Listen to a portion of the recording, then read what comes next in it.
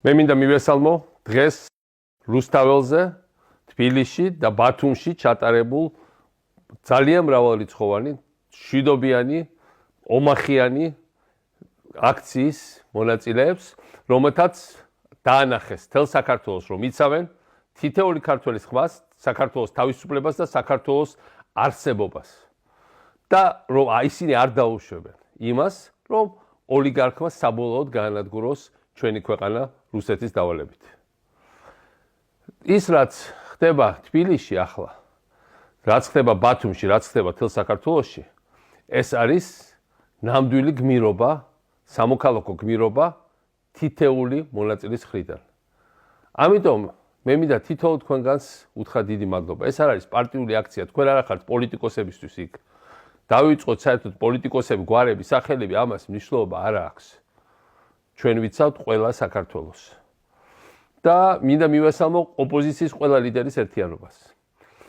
ახლა რასაც ისინი შვებიან, რომ დაიწყეს ძალადობის პირდაპირ გამოყენება და თან ამას ამართლებენ რაღაც ისტორიული პრეცედენტებით.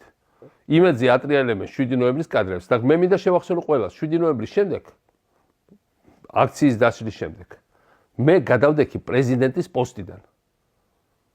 ამათ მოაწყეს 20 ივნისს და გახარია დააწინაურეს. მე მინდა შევახსენო ყველას, ვისაც ისტორია არ ახსოვს. 2012 წელს მე სრულიად მშვიდობიანად გადავეცი ძალაუფლება. ნაციონალურ მოძრაობამ წააგო არჩევნები და ჩვენ გადავეცით ძალაუფლება. ივანიშვილმა ახლა წააგო არჩევნები და ის არ აპირებს ძალაუფლების გადაცემას და აპირებს ძალადობით შეინარჩუნოს ეს ძალაუფლება. და ეს მას არ გამოუვა. და რაც უფრო მეტად შეეცდება ამას, მით უფრო ცუდად დაამთავრებს. ძალიან ცუდად დაამთავრებს. ხელების შორს მშვიდობიანი მომიტინგეებისგან, ხელების შორს ქართული ხალხის ხმებისგან, ხელების შორს საქართველოს მომავლისგან ნუეპოტინებით ბინძური ხელებით. იმიტომ რომ საქართველო არის წმინდათა წმინდა. ჩვენი ხალხის არჩევანი და თავისუფლება არის ყველაზე მაღლა.